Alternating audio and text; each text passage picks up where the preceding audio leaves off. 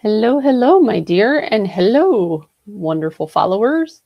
How are you all? Hopefully, you're having a Hi. great Monday. Hi, everyone. So, welcome back. Welcome back to Beyond Nutrition Community Podcast. We're your host. I'm Sherri, and this is Becky. We're just two women who have lived the burned out life, right? We questioned the noise and we found our way back to a slower, more human pace of healing. And today's topic actually touches both of us, to be very brutally honest. Tonight's podcast is titled Mirror Triggers and Why Your Reflection Feels Like an Enemy. So we're going to kind of dive in. We're going to talk about, the hidden roots of body dysmorphia and how stress kind of shapes your perception and what it's like to rebuild safety with your own reflection. So, yeah, that's a deep Yeah, subject tonight. it is a very deep subject that many people end up and don't actually talk about, and Mhm.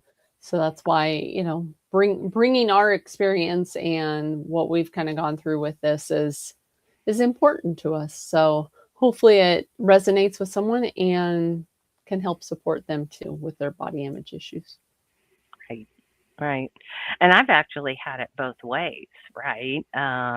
So when I was at my top weight, which was anywhere from about 275 to 300 pounds, at the time, I didn't see it. I didn't see I was as large as what I was. I really did not. Of course, now looking back at it, I'm like, how? What did my mind do that it didn't recognize what I actually had looked like? But then now it's the opposite, right? Now I look in the mirror and I see that 300-pound person staring back.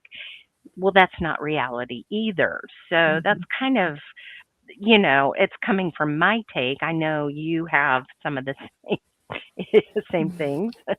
Yeah. Well, and that's where, the whole side of it, right? Where the deep psychological and emotional disconnect that many people end up in experience when they face their own image is, and that's one of the reasons why in my coaching I talk about, pictures and measurements and putting them side by side, because many people don't end up and face their own image, right? And just that simple glance at a mirror. Well, I don't know, many people that kind of are on this path or on this journey don't necessarily have a full length mirror.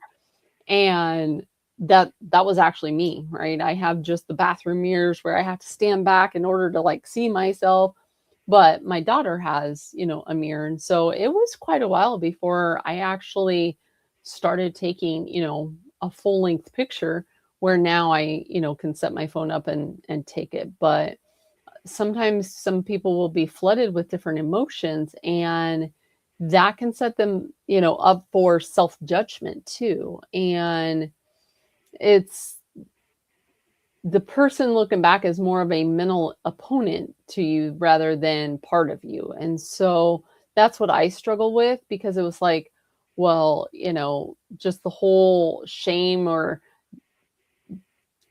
I don't necessarily want to say disgust, but it essentially was, right? I was disgusted with, seeing myself and having to wear, all the Spanx and waist trainers and everything else, and then still end up, I mean, we did pictures with 1 year with my mom at the lake and my whole family actually, and I never printed them. That was one of the times that I was up over 200 pounds here recently. I mean, we're talking within, the last 10 years. And I never printed that year's family pictures. We have no prints of that on our wall or anything, because I was that disgusted with the way that I ended up and looked. And I use it now as, like one of my starting beginning pictures. Mhm. But yeah, it was just, Mhm. I didn't see myself that way. But then, like you said, now I end up and I'm like, man, you know, And I realized that, for me and my body's shape, right?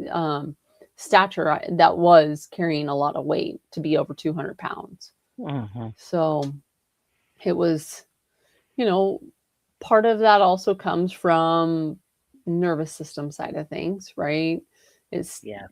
digging, because at that point I had done Weight Watchers. I had done, and it was this roller coaster of lose the weight but then gain it back, right? And that's where, even with like the body dysmorphia and having that psychology aspect, psychological aspect of what was triggering it, right? Why was I?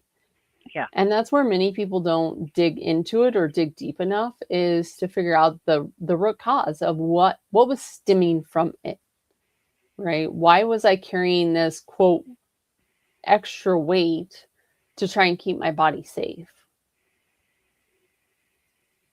Yeah. That's Well, I think too that when, and I'm gonna say we because it's both of us, right? And our audience can identify with this.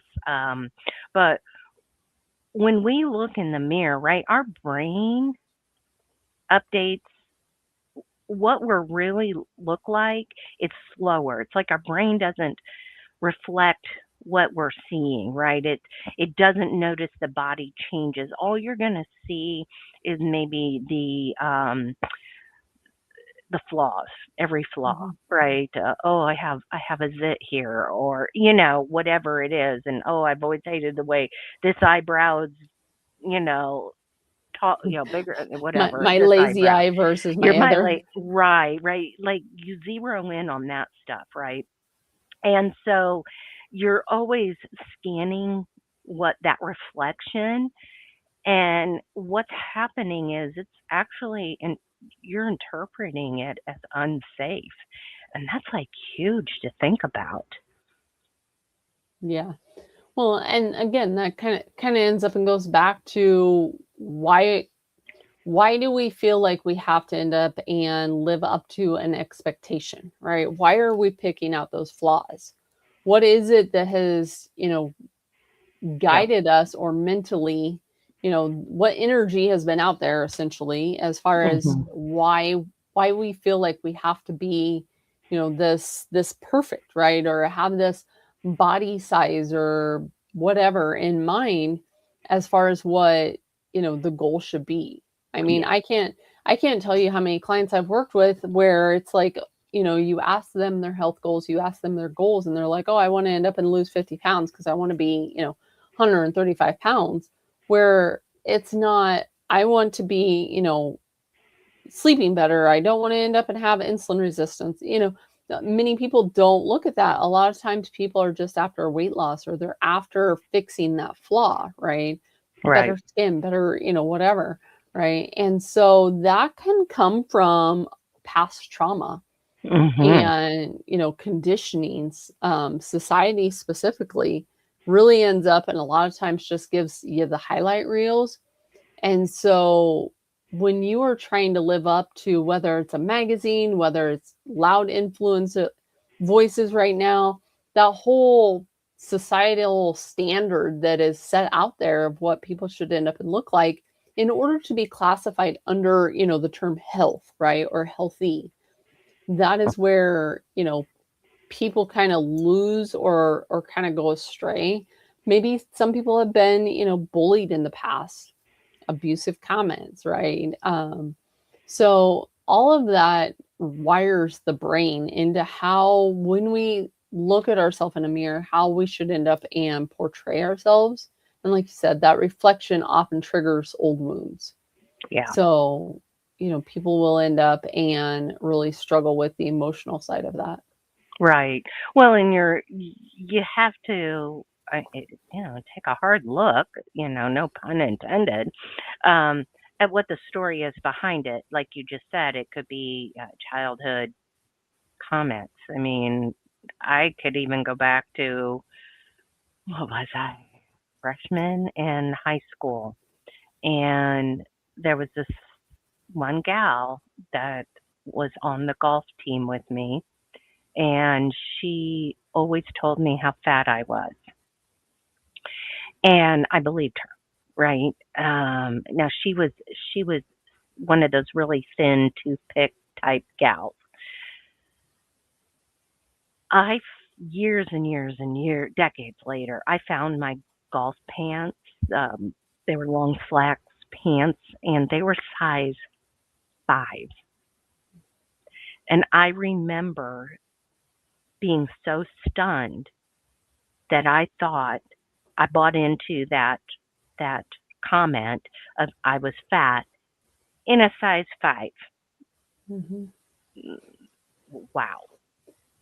Oh, I can remember being in high school and, even looking back at my pictures in high school and thinking, I was fat at the time, right? Right. Um, but that's when we had like the rocky Western pants, and all of that. And yeah, I can remember that. And Yeah. it does. I mean, I had, emotional stress growing up that I'm sure played a factor in, my mentality and why the body perceived that essentially that cortisol surge, Mhm. right? It was just kind of living in a survival mode. And then I worked night shift. So, the stress of that on the circadian rhythm and just hospital life in general, stress, it just really made my body feel like it was unsafe and kind of in a foreign environment, right? Mhm. So, yeah, it was a disconnect from the protection, from the safety. And I think that's also why my gut, I always said I never really had a lot of gut issues, but I did, right? It led to a lot of other issues because the nervous system is all connected and dysregulated. And when you're in this stress state, the body's going to obviously prioritize, protection over self compassion, right? It's Yes. not going to end up and sit you in front of the mirror and be like, it's okay, and doing Right. all the affirmations and all of that, right? The mirror Right. amplifies this negative side of things. And there's been times where I'll stand in front of a mirror, in the past, not as much recently, but I'll stand in a mirror and, you know, the emotions flow, right? So it still ends up, there's still times where that dysmorphia element, to even, avoid the mirror altogether. Mhm. Yep. So, Yep. Yeah, it's so and you and I were friends at the time. Um so about I think it's 3 years ago, I went to Hack Your Health. You remember this quite vividly. Um, and the thing was, is on, we belonged to this group, right? We hadn't started the the Beyond Nutrition community group. We hadn't started any of that, and we were actually in another group. And everybody always seen just like I am now, right from here up. That's it. Nobody sees from here down. And my husband and I decided we were going to go to Hack Your Health. I think that year was in Austin, Texas. And so the closer it got, I think my whole body dysmorphia turned into like this full on panic attack, high anxiety. I didn't want to be seen. I was horrified because I wasn't one of the people that in the group, right, that, oh, I did this nutrition plan and I mhm. didn't lose, 100 pounds or whatever I thought I was going to lose. And I was horrified going. I still look back at those pictures and it's painful because I knew how uncomfortable I was in my own skin. Um, yeah, what do you remember from that time period? The fact that one of the pictures come out and it was almost like a side shot, that really ended up and wrecked you Mhm, emotionally. But mhm.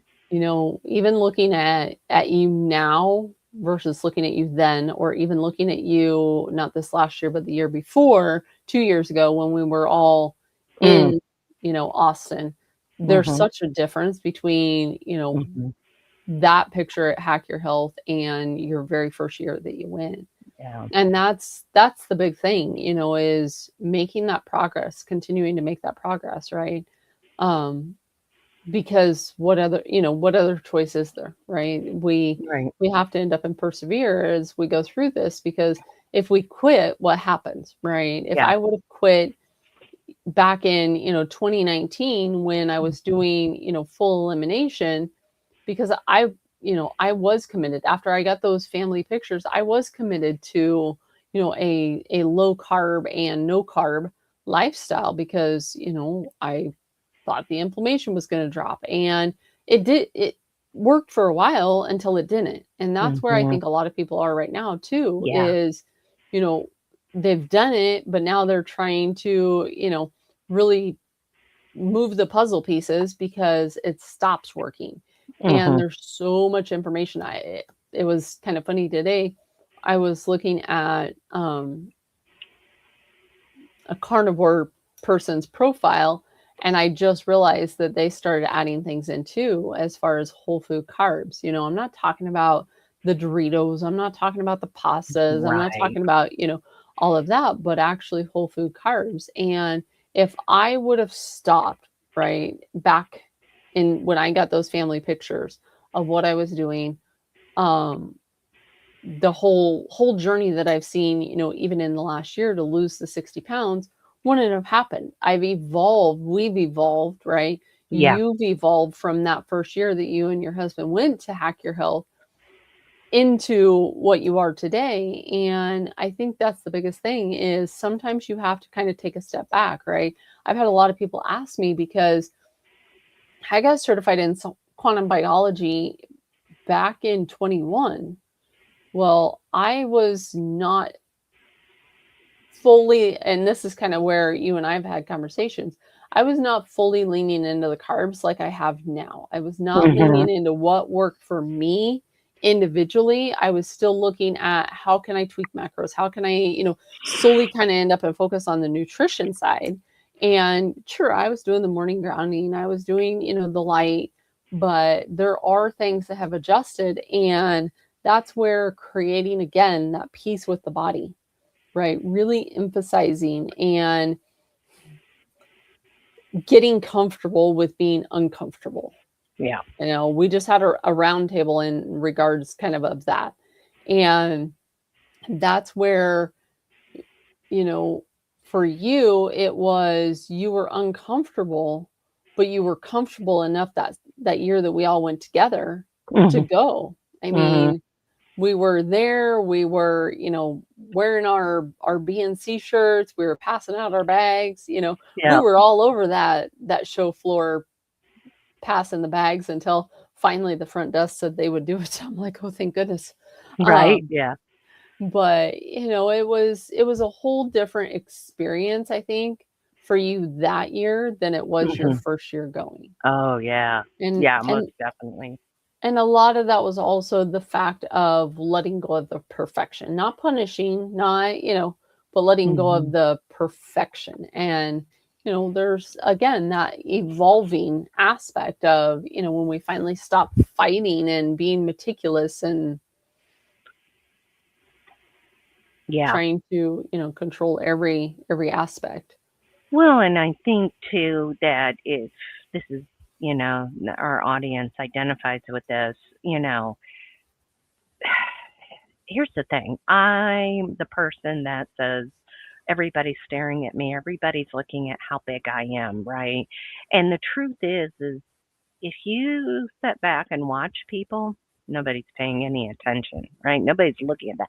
Here's the most bizarre comments that I hear is, "Oh, I didn't know you were that big."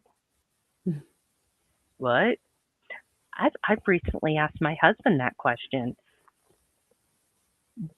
Why? And he said, "I've seen you day in and day out for decades," right? He didn't see it. Mhm. right? And so, I can't have him look at me and go, "Whoa, can you tell I'm losing weight?" He sees me day in and day out. Where I do see it is comparing pictures. Mhm. That is huge. That's when I really see it. If you think that, and that first year at Hack Your Health, I didn't think that anybody wanted to be around me because of the way I looked, right? This was a health Hack Your Health, right? Like this is like all, in my mind it was going to be a bunch of skinny people running around, and everybody knows what they're doing and they're all wearing their little cutesy little outfits, and I'm trying to hide in whatever clothes I'm trying to hide in, right? But the fact is the people that I met up with this group were just we were happy to be around each other. Yeah. And and again, that kind of goes back to we're our own worst enemy, right? We end Yeah. up and we perceive it. We see it, we perceive it, but yet many times people end up and don't even, we have this standard in our head of what Yep. health should look like. Yes. And that's where, I've always said if a person can end up and do the journaling, they can do the affirmations, they can do, you have to learn to love yourself, hmm because when you end up and walk into a room, I mean, Yeah. you can control a room, right? And I'm speaking broadly here, but a Right. person can end up and control it. But if you're sitting there, very kind of shy and timid, you're not going to end up and have that same approachability, right? Where, okay, maybe you're carrying, more weight in the midsection, right? Maybe you're carrying it in your legs. Maybe you have lymphedema and it's in your legs, or, whatever the case may be. But it's still learning that self-trust through the consistency and being compassionate with yourself as you're working on some of these, triggers, so that you are able to progress. Because if you keep saying, I'm too fat, or my belly's too big, or whatever you're telling yourself that is a negative, your mind is going to end up and loop into that. Right. And And I'm giggling. I'll get back to why I'm giggling because Becky and I had this very conversation this morning. I know I'm throwing myself out here. Yeah. Yeah. I'm pointing fingers, but I'm pointing them at myself, because yes, I ended up and I went shopping this weekend. Yes, I ended up and bought clothes, but there's still parts of me that are not where I want them to be, but I'm content with where they're at. hmm you know, I have made that, hmm progress and 60-pound difference in how I look. Now, again, could it be firmer? Could I end up and do more weight training? Could I, yes, and I am, right? But it's still this whole conversation with I'm at the point where I'm pretty much at a maintenance, or attempting at being a dang maintenance. Um, and I say that because I keep going below maintenance, for anyone that just picked up on that. It's not because I'm regaining or I'm rebounding. It's because my body has decided to, hey, let's go even lower. Yeah. Um, and again, that's another side of it, right? I'm going to end up and pause there and reverse my story here, because that's a whole nother part of it, right? Mhm. I'm now complaining that I am losing weight when I'm trying to gain weight. And that is I know, or trying to maintain it at least within, Yeah. like, I Yeah. had like a 5-pound window. And, but right now, that is a whole nother story too, where there are those people that are, on the flip side of it, that are needing to gain, or they're Yeah. needing to rebuild because they've come from years of body dysmorphia, where they have seen themselves outside of the body that they are in. And so now they have to end up and, really work on replenishing and rebuilding, and that lean mass, preserving that lean mass, and, having that body, right? And so I have been fortunate. This is where I was backtracking. I have been fortunate throughout this whole journey that I have managed to maintain my lean mass, where it is actually coming from, based on my scale, based on, the measurements that I am getting, it is a fat composition side of things, not necessarily I'm, eating my muscles. So I just wanted to end up and clarify that on that side of things. With that all being said, yes, when I went shopping this weekend, okay, back to the original story. When I went shopping this weekend, I was buying clothes and I did not necessarily think I would feel comfortable in a certain size clothes, right? Mm-hmm. I felt like I needed a bigger size. My husband's like, Mm-hmm. you can end up and get away with, sorry, my phone was interrupting me there. You can end up and fit in this. And so I sent Sherri a picture from the dressing room because I'm like, yeah, which which they were fine. But, then we were discussing the fact of Mm-hmm. still having that abdominal fat, that extra skin, that, puffiness, if you will, which when I carry my extra weight, it's between my thighs and my chest. It's Mm-hmm. all midsection. And you made a comment, something in regards of, well, you probably don't have did you say puffy belly, or I don't remember what you ended up and said. Well, you've had how many children, right? I The brought mama the fact, belly. the mom belly, right? Yeah, Yeah, that's what you said, yeah, was the mom belly. And I'm like, "Oh, but I do." yeah. And pictures that, obviously that form of a picture will not end up and make it to social media because yeah. But Well, it made it to my phone, and yeah, yeah, yeah. But she birthed how many children, right? 30. So yeah, I mean, you have to give yourself some grace there too. But you're also how tall, Becky? Yeah, 5'8", 5'9", Right. depends which office you ask. So I've shrunk. I'm 5'1.5". So if I carry the weight that she carries, I look a whole lot bigger than what she does, right? So looking at the mirror, kind of circling back, and being so judgmental.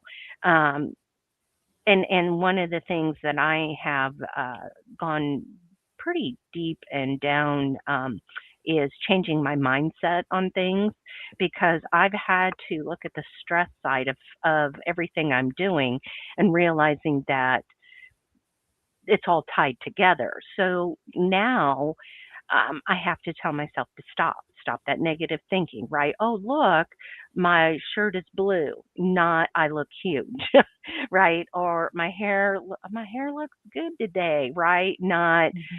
oh my gosh, look at this old gray hag, right? Or my jaw isn't clenched. And so by thinking these things, right, I'm retraining my brain. And so it creates a little calmer effect in that reflection. These legs carried me today. This body kept me alive. Um, my body is doing the best that it can. Um, you don't have to fall in love with what you are, your reflection, but you need to feel safe with that reflection. And I tell myself when I take a full body picture, which is because I live in a travel trailer and we don't have a full length mirror. So I do take pictures when I'm out and about, full length mirror, but I compare them. Right. That's where I'm learning to feel safer with that, and just kind of some mirror triggers, right? And the signals that you can kind of change that mindset. Mhm. Yeah, not only the self-compassion mirror work, right? The mirror Mhm. neurons, but also the nervous system regulation. And Yes. that is really crucial for anyone listening to hear, because the mirror triggers often spike this dysregulated state. And that's where many times it'll cause not only the cortisol, but it will actually cause the inflammation. And so, Yeah. I know we end up when we talk about a lot of the foundations, but people don't end up and put enough like breath work or red light therapy or, anything like that. And so a regulated body is going to perceive the reflection more accurately and kindly, right? Like you said, when you're looking in the mirror and how's my hair or how's my eyes or, speaking those kind words, Hmm. the body is doing the best, right? Letting go of the sense of needing perfection and just creating that progress. And that's where, as long as you're making progress, and being at least 1% better every day, right? Do Yeah. something that is better, right? All it takes is just that one area, right? To be just a little bit better. You don't have to control them all, No, but it's just reframing that language. it is. And I think we had Chef James Berry on. It's been a month now, maybe a little bit longer, 6 weeks or so. And I think after the fact, we were talking, and I was talking about being okay with how my body's looking. Do you remember me making that comment? And because I'm starting to have a lot of skin sagging, um, and something that night, it just clicked of, do you want your skin to sag, okay, or do you want it filled out? And I'll take this Mhm. saggy skin any day over the 300-pound person that, right, was giving up on life is really what was Yeah. happening. So, yeah, that's a whole nother line of, because I still very much love being in my very large, large, large tops. And It's been a couple weeks ago. I pulled out my giant sweatpants and wore them for a weekend, and I couldn't hardly keep them up, right? And it was like this genuine sad that I won't wear them again. That was the last time. Um, and I know you very much like to wear big clothes too. I do. Yeah. I like my hoodies. I like and full disclosure, I still have the sweater that you told me to get rid of a long time ago. Oh, It's tucked away in a bag in the closet, but it is still in there. you Um, still, yeah, but I have not wore it. That bag is actually waiting to go to donation is what it is. But every time I go, I'm like, gosh, dang it, I forgot the dang bag in the closet. Um, so it yeah, is there, but yeah, it is.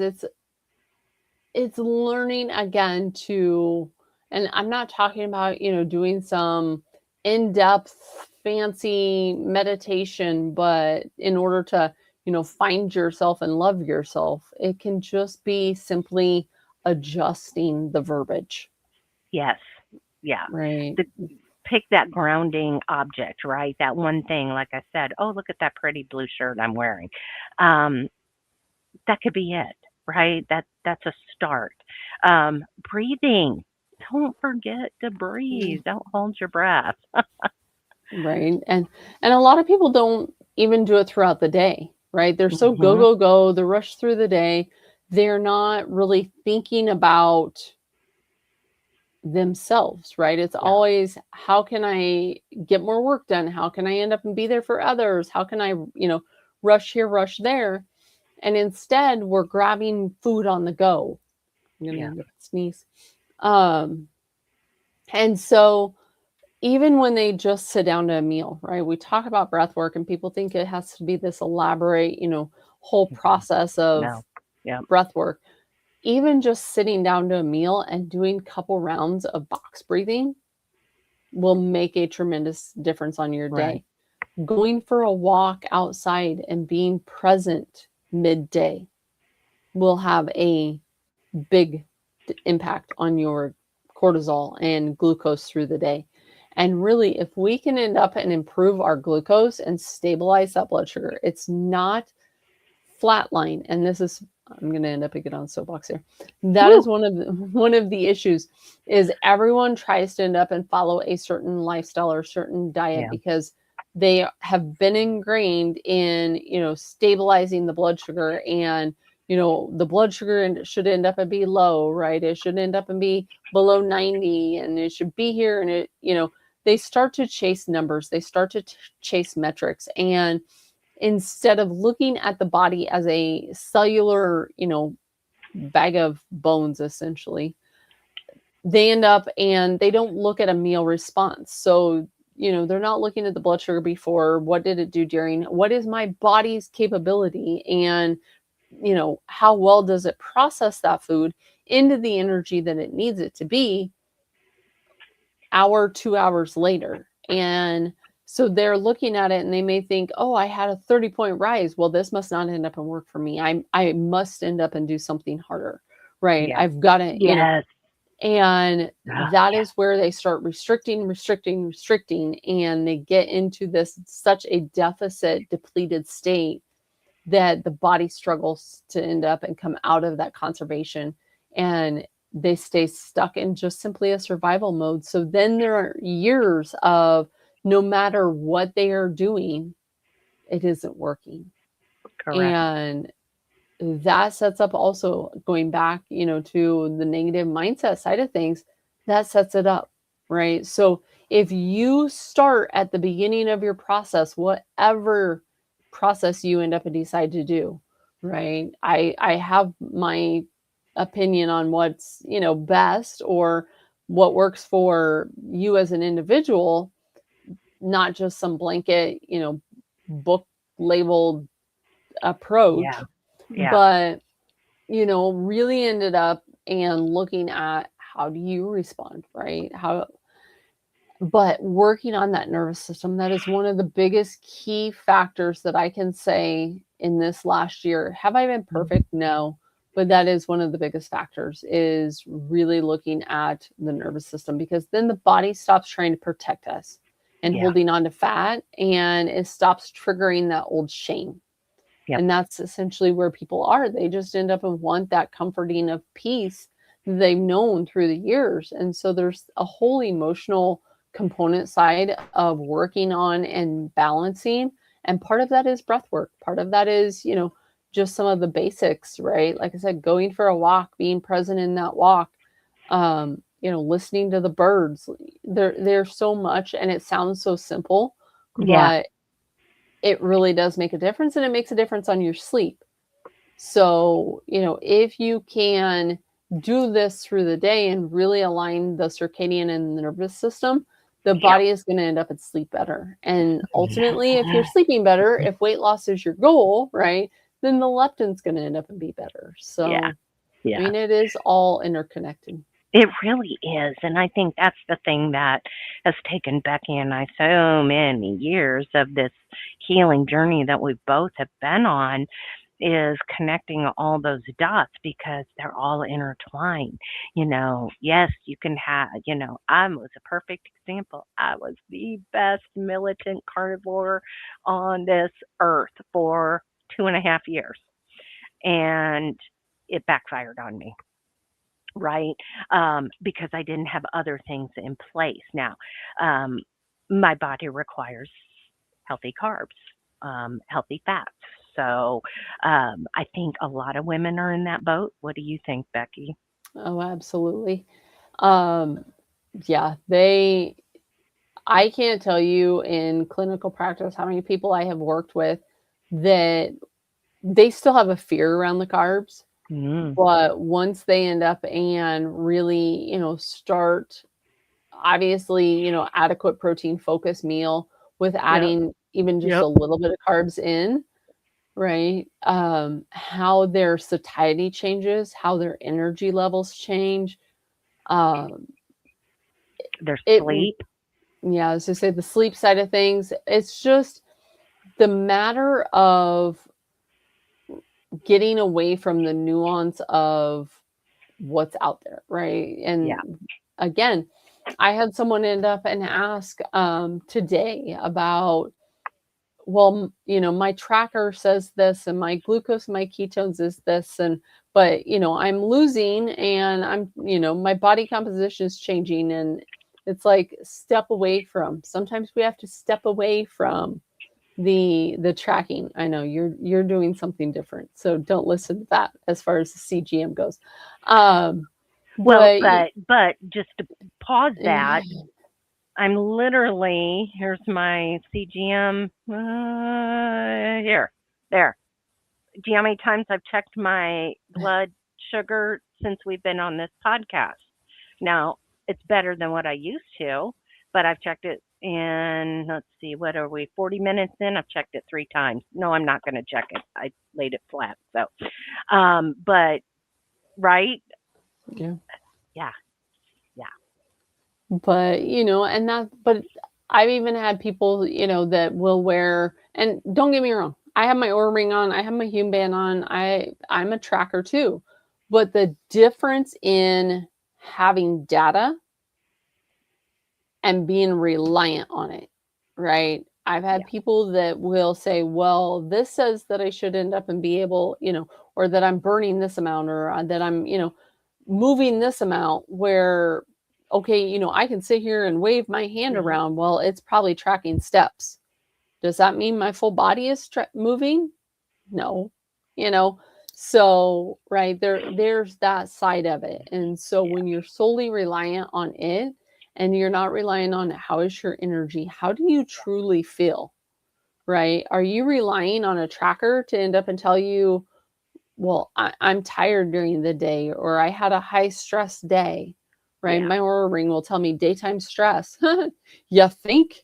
Hmm, doesn't take an Aura ring to tell me that for my type of a day. right. But it also, on that aspect, if you are only looking at those and you're not checking in and being in tune with yourself, a lot of times you will end up and again be disconnected.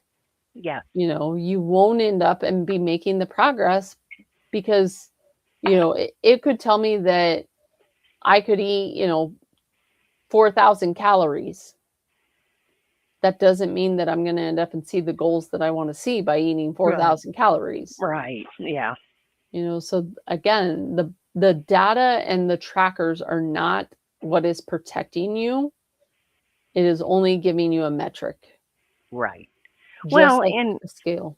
yeah, and I was going to say, when you look, couple things to little tips, right? Some pro tips here of never judge your body. Seriously. When you are tired, when you are stressed, when you are hungry, when you are overstimulated, when you are in a rushing state, in conflict and dysregulated, because your perception in those uh, state of mind is totally unreliable, completely. Um, so think about that the next time you are looking in the mirror and you're judging. Take a quick stock in, well, am I stressed right now, or am I, dysregulated? Am I overstimulated? And am I feeling rushed, right? Um, that'll that'll tell you a lot. And just recognizing that is huge. Hmm. Absolutely. Yeah, it definitely ends up and makes a difference. I mean, again, accountability, right? Yeah, Sharing stories, having community. community. It's those three things. Whether it's being open and comfortable enough to share on social media, right? I'm not saying that you have to, be the next influencer, but being relatable and sharing your story. Being I That's what I originally, several years ago, started my Instagram account, because it was just my way of being accountable. Hmm. And I've taken that even further as far as the accountability goes, even as of recently. But that's also how we multiply healing. So if you can, if a person, let me address the whole audience here, if a person can end up and work on the nervous system, they can work on the consistent practice of self-love and that mindset shift, then they're going to end up and be able to create change. We're not looking at it, just as a one-off. We're looking at it as far as everyone's journey and Mhm. how they can end up and be supported. And like I said, that's where also, accountability of coaching, accountability of a community, support of a community, being able, even just to check in and know that someone is there, may not be a nutrition focused topic, right? Or whatever the case may be, but even just having that, and maybe it's an in real life person, right? Mhm. So Well, definitely, if you're needing a community, right? We have that for you. It's www.bnc, Beyond Nutrition Community.com. So bncommunity.com. For those that are watching, I have that down, the banner at the bottom. For those of you just listening, we hope you join us as well too. So,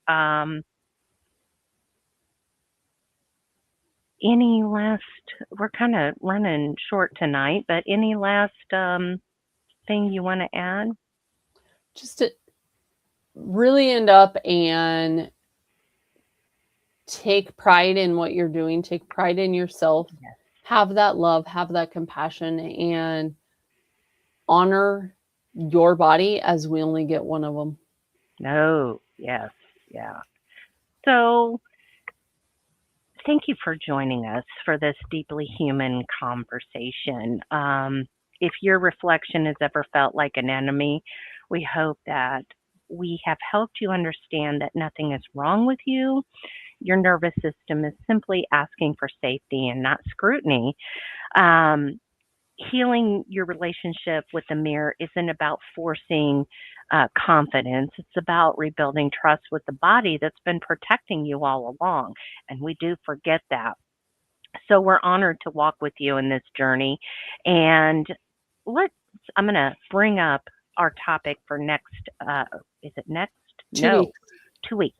2 weeks. Well, We're going to be, no, because wait, so next week we're gone with it being yep, Memorial Day. And then the following week will be roundtable. So the next topic that is set is June 8th.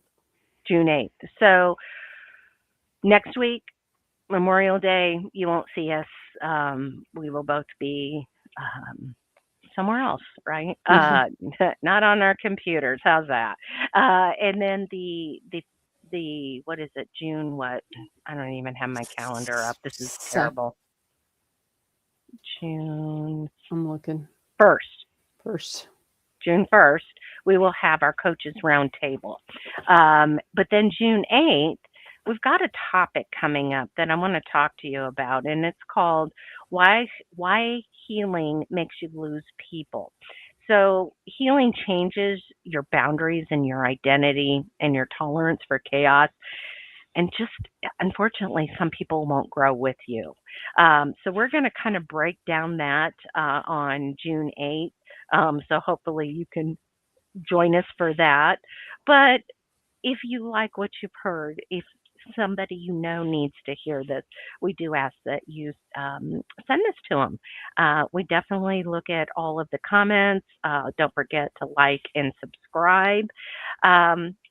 And I'm going to let Becky take us on out here. I'm sure you've got some good wisdom before we leave. Absolutely. Hopefully everyone has a great week. And for those of you listening, as she said, make sure that you like, subscribe, leave a comment. We do end up and read those. For anyone over there on Instagram, if you have any questions or feel like there's topic, feel free to end up and comment on the video, and we will cover that topic or whatever the case may be. So hopefully everyone has since we won't be here next week, a Nope. wonderful Memorial Day. And remember all of those that have served and have passed in serving. So have a great Memorial Day.